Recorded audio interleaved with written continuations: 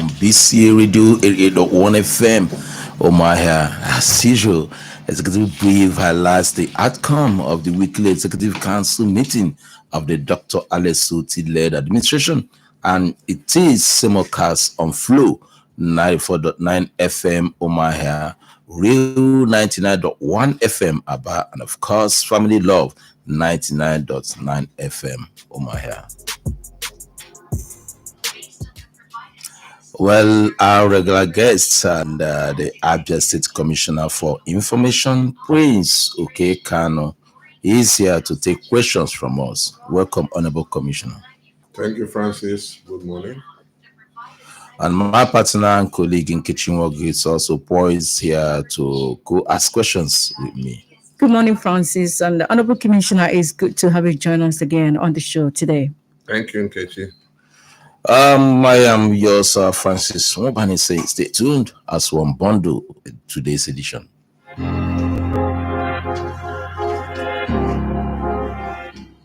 All right, Honorable Commissioner, from the ESCO yesterday, the flag off of the wet season rice farming program within growers scheme will soon take place in Abia State. Honorable Commissioner, can you highlight on this development?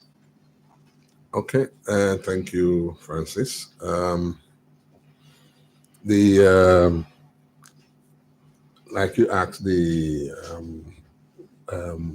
wet season rice farming. It's going to be flagged off. Scheme. Yeah, it's going to be flagged off next week. And this in-growers scheme is an initiative to bring, farmers together with government support. And here the focus is on rice farming. And when this is done, they'll be cultivating about 8,500 hectares of rice across the state. And the focus will be on the northern part of the state, where we have the rice belt. And for the flag off in particular, there are over 400 genuine farmers that have been authenticated, and their claims, to their farmlands verified. Before now, a lot of people who claim they're farmers, and all they do is to position themselves for government grants. And once they get the grants, they vote with their feet. But that has changed dramatically under this government. So before you're giving some of this government support, they have to authenticate you. They have to do some geo-mapping of your farm to be sure that you actually, and when you do the geo-mapping, they tag your name against your farmland and all that to be sure. What government is not there now to give out handouts to powerful people in the communities. And now the support goes directly to the farmers. So under this initiative, and it's meant to boost the food security agenda or vision of this government, and they will be aggregating various cooperatives together, and like I said, under various crop value chains. But this focus for this one and this particular one is on rice, and it will happen up there in the northern part of the state. Okay, Honorable Commissioner, thank you very much. Now, apart from the wet season rice farming program, are there other government plans for farming and agriculture this planting or farming season to ensure Abia secures food security for the indigenes and residents alike? Come again. Okay, now you just talked about the wet season rice farming program. Yeah. One would like to know, are there other government plans for farming and agriculture this farming or planting season to ensure Abia secures food security for its indigenes and the residents alike? Thank you. If you got me right the first time, I said that the ministry, under this initiative, the ministry will be aggregating farmers from different cooperative groups, and this will involve different crop value chains, not just rice, Okay. the other cash crops and all that. And these groups will come together, and government will verify them and give them all the necessary farming inputs and support that they deserve. Recall that sometime last year, government sent about 302 people, farmers, young people, youths, to CSS farms in Nasarawa Nasarawa. to go and study and learn about modern farming methods. And they came back and they were giving loans.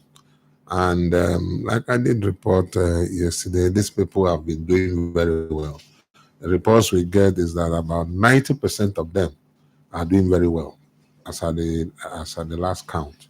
So government will continue to give support across the states to different farming groups, but the idea now is that this support is better granted through organized groups, through cooperatives, Okay. through groups like the group that went to Nasarawa, so that at the end of the day, you're dealing with a group of people who know each other.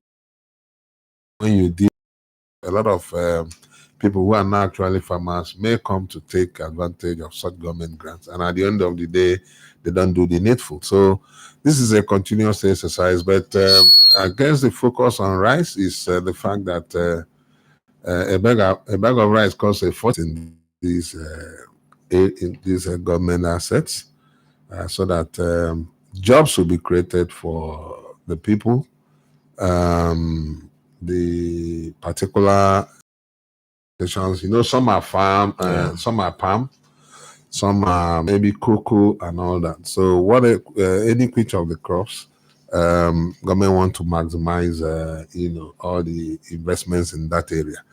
But the expression of interest that the Minister of Agriculture called for, government has decided to extend the date to accommodate more people, to give more people a chance, so that from so many investors, you'll be able to pick the ones that you regard as the best, and serious-minded ones, of course, who are ready to bring in the funds. Recall that this government has taken a stand, even though they say government has no business in business. We have business. Government has business. This state government has business in business, to the extent that we want to create the enabling environment for businesses to thrive. In doing so, we need to put the state in a state that will enable investors come invest their monies and get their returns. And while they do that, it's a win-win situation. When they invest, they make their profits, they employ Abians, and government earns revenue from such investment. It's a serious minded exercise, and it was extended to the 15th of May. We believe by that date, a lot more people would have expressed their interest, and from amongst the lot, government will be able to pick the ones that are serious-minded, and they will run these various farm plantations. Okay, Honorable Commissioner, moving a little bit away from agriculture. The Abia Industrial Innovation Park project came up at the ESCO briefing yesterday. Can you shed more light on the latest development, sir? Okay. The development is to the extent that that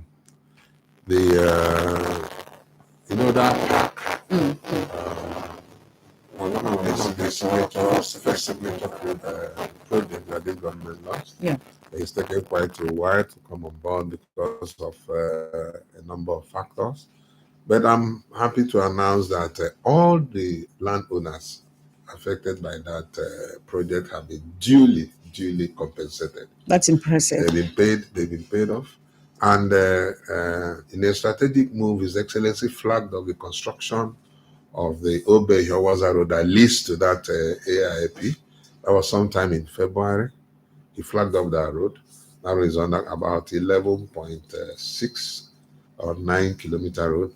That one is under construction now. The idea is to prepare the place for serious business. And one of the front runners in that business is HSI Refinery and Petrochemical Company.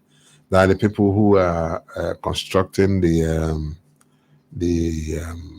modular refinery and the AIP project site, and they appear to be at the forefront of every other company that has shown interest. They are running very fast, and the construction, the actual construction of that refinery will start this quarter. We are at the end of the first quarter, so as we enter this second quarter, construction will start. Some of these delays had to do with all the approvals they needed. They carried out what we call an environmental impact assessment exercise. It took quite a while. This compensation to landowners, and of course, they needed approvals from the federal government. And I'm happy to announce as well that the federal government, through the NNPC, have granted them that final approval. That's the reason they now have to start the construction. And they did promise that by the end of 2025, that refinery will be up and running. Well, that would be great. We'll see how that goes. But the important thing is that that project is off the ground now. Thank you. And other companies are showing interest, or that have shown interest, that mobilizing, trying to get their ass together to commence full construction.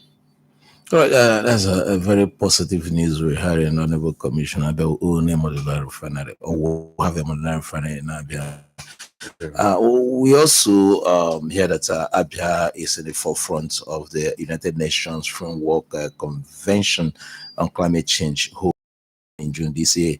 How will this benefit us? Is happening in a faraway Germany. We know every other person is concerned about climate change. So how is it going to benefit us, and how is Abia participating?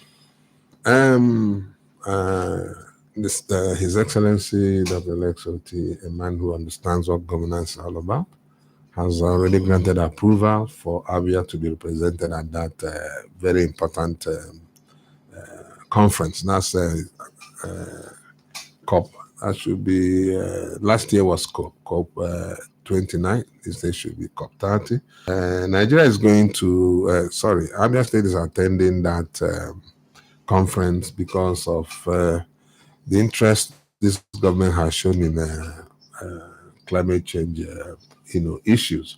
Climate change issues are the issues that are currently on the front burner around the world.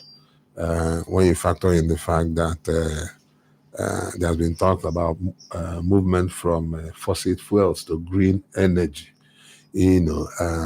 because of climatic issues. So we can't be left behind as a state, as a forward-thinking state. We have to move forward. If you check, you could see this movement from electricity, normal electricity, right? Electricity power to solar power. Moving to solar power is one of the forward movements we've made with regards to climate change issues. When you move to solar energy, you're trying to preserve your environment. You're trying to make your so attending that conference will help Abia State to scale up its participation, in this climate change, framework. Of course, it will help us to ramp up the adaptation and mitigation efforts of the state. Recall that a lot of states used to get flooded during the rainy season. A lot of such flash floods as a result of the failure to address climate change issues. So this state government is thinking ahead and will benefit from that conference to that extent. Of course, we'll end what they call carbon credits at the end of the day as a state government. Yeah. I think as usual, time to open the lines is here, so that maybe after this next question, so that we can give people opportunity to ask the questions and also make contributions. Okay. Now, before that one, we've got another big one, Honorable Commissioner. Okay. the shifting dates for the commencement of the enforcement of registration by all commercial vehicles in Abia State from the 1st of this month, 1st of May to 1st of June this year. What actually informed that decision? I would say is because of the people-oriented focus of this government. In as much as government wants to enforce, certain rules and regulations, government will always think about the people as well, because laws, of course, are meant for people and not the other way around. Government has taken that position because we carried out some study and found out that the level of compliance was not particularly very, okay. And government now said, okay, for this next 1 month, let's just give some grace. And if for any reason,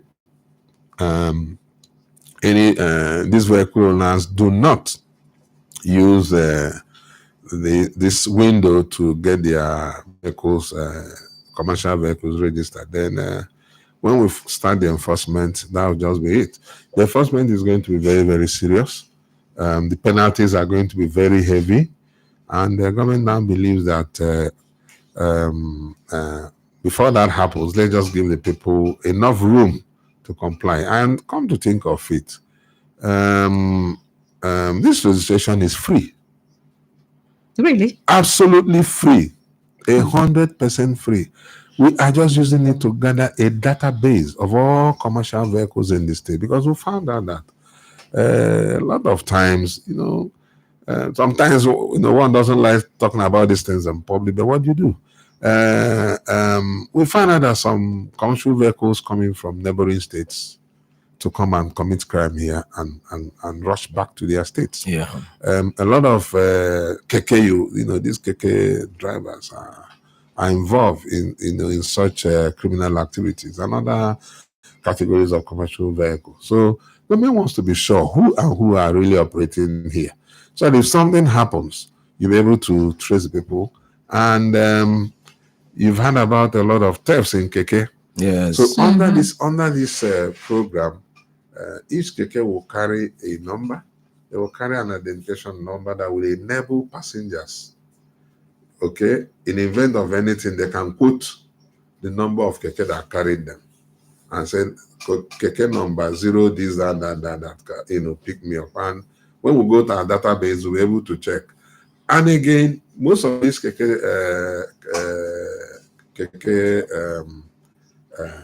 drivers don't own them. The KKs are owned by different people, Yes. and they firm them out to others. So these guys who drive these KKs don't, they don't want to show any sense of responsibility. So they can do anything they like and move on. So we now say, register this thing so that in the event of anything, we go to the owner of the KK whose name is registered, will catch you.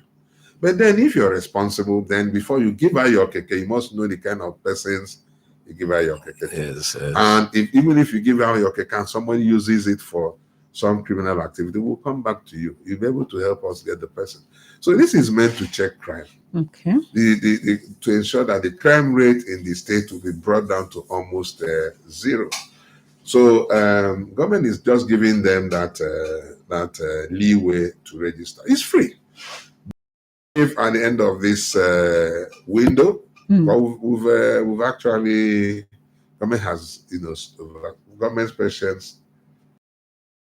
If at the end of this 1 month window, people don't comply, compliance, and the penalty when we start with it will involve the payment of a whole lot of money. And if you pay, if you're caught and charged to pay, if your KK is impounded and it's kept for a certain period of time, if you don't come to pick it, your KK will be auctioned. So it is that serious. You had me correctly. So now you had me correctly. If it's your car, if it's your KK, if it's your what is it called? Is your tipper, is your luxury bus, anyone that contravenes, we'll have holding bays across the state where we'll keep these things. But if we keep them after impounding them for no restrict, and you don't come for them, the punishment is as heavy as auctioning them. Auctioning them. Yeah. That would be great. Okay. Cheaper prices. Naturally. So we believe that should be enough deterrence, to people.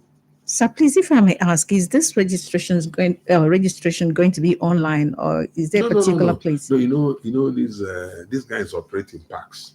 Okay. So they go to their parks, they do what they call daily ticket. Okay. And the guys who are doing these daily tickets are the same people who we employ to do the registration. Okay. So they don't like they have unions. Yes, they go back to unions. them. They don't need to go away from their usual paths. But what we have had is a situation whereby these guys will get there, and the supervisor will want to register them. They say, no, I don't have time. They're always in a hurry. Hurry to nowhere. So we've gotten these feedbacks, and we're saying, okay, take out just 1 minute. It doesn't take more than 2 minutes or 3 to do this registration. Just put the number, put your phone number, this, that. Once you do that, you're up and running. You go back to your keke and drive away. But most of them will not do so. I know the average person around these shores will always want to be pushed or forced to comply with the regulation. And we're ready to do that. We have to put that want to ensure that this runs very well in a state where you have the necessary database for different categories of operators, so that in the event of anything, you know where to go. And it shouldn't just be for crime. When government wants to give out some grants or whatever, you know where to go to and all that. And government has some plans in the transport sector. Let me just go ahead. Government has some serious plans in the transport sector.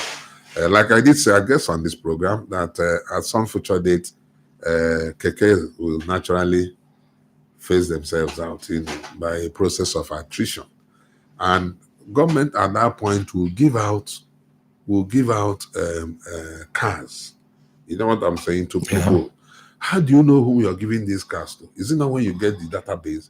So government is getting this database not just for as a way of checking, but as a way of knowing who is reliable and who will benefit from these goodies once government decides to put them in place. So it's an important exercise that a lot of them don't even understand what this is all about. We'll be talking to them. We'll have a lot of interactive sessions with them at different levels, talking to them, talking with their leadership. So that's what it is. Okay.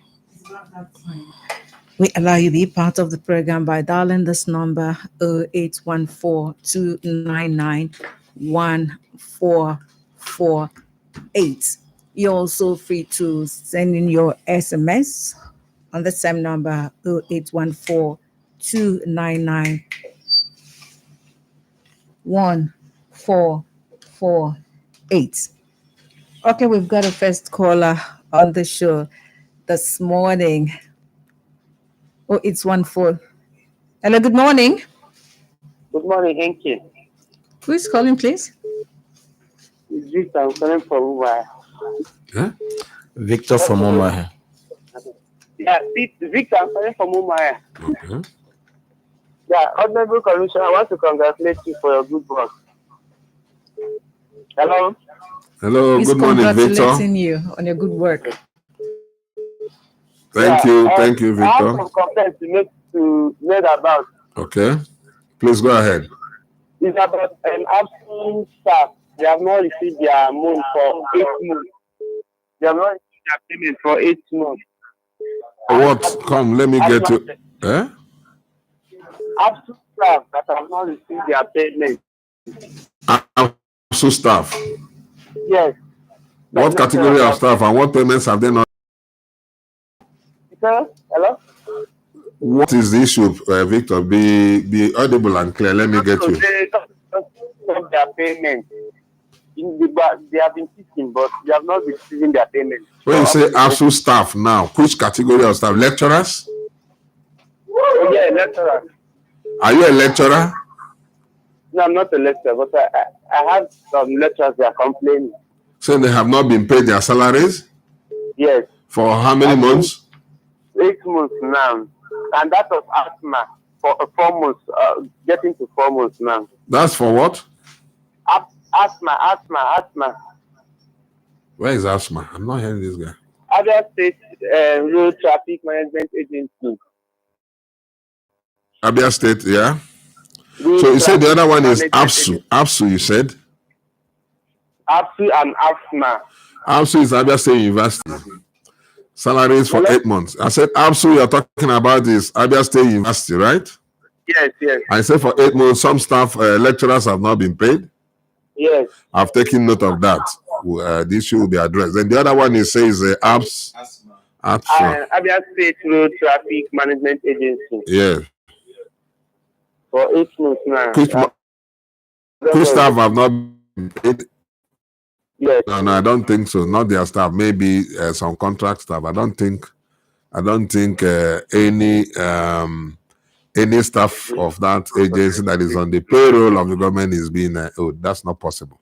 But I know that there's some issues with APSMA, and I believe that by this time next week, Casual workers. casual workers, maybe they've not been paid. By this time next week, if you call in, I'm sure I'll be telling you that all these issues would have been settled. Thank you for calling in, Victor. Hello, good morning. Good morning. Good morning. Let's get to meet you. What's your name, please? My name is Carlos. You're in a very noisy. Yeah, the thing that this location is free. He also put 35,000 naira from package. I'm not hearing. Please, you need to move Holland back from you. Yeah, I'm far away from my radio. So what's the issue? What's the name, please? The name? The 35,000 naira from each. Am I attending to? My name is Carlo Christopher. Carlo, okay, Mr. Carlo Christopher, okay. They're charging 5,000 naira. Who? The those who are registered in union asked us. Okay, this registration instead of commercial vehicle 5,000. Yes. Where? Can you be specific? So we'll go there. I registered at Umuahia town. So they charged me 5,000. Carlo, I will not take you seriously if you don't tell me where. And if need be, you can get. If you're serious with the allegation, come to the Ministry of Information, ask for the Commissioner's office. Okay, if you come there, myself and the task force will go and get your money, not a dime from you. All right, thank you. Okay, Carlo.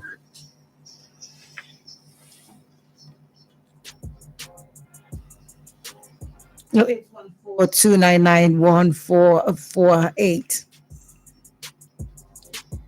To find out the update. Now that anybody, any organization that has its name in our in the state's payroll, there's hardly any listing that you'll be missed, receive, or they'll miss paying you in a month.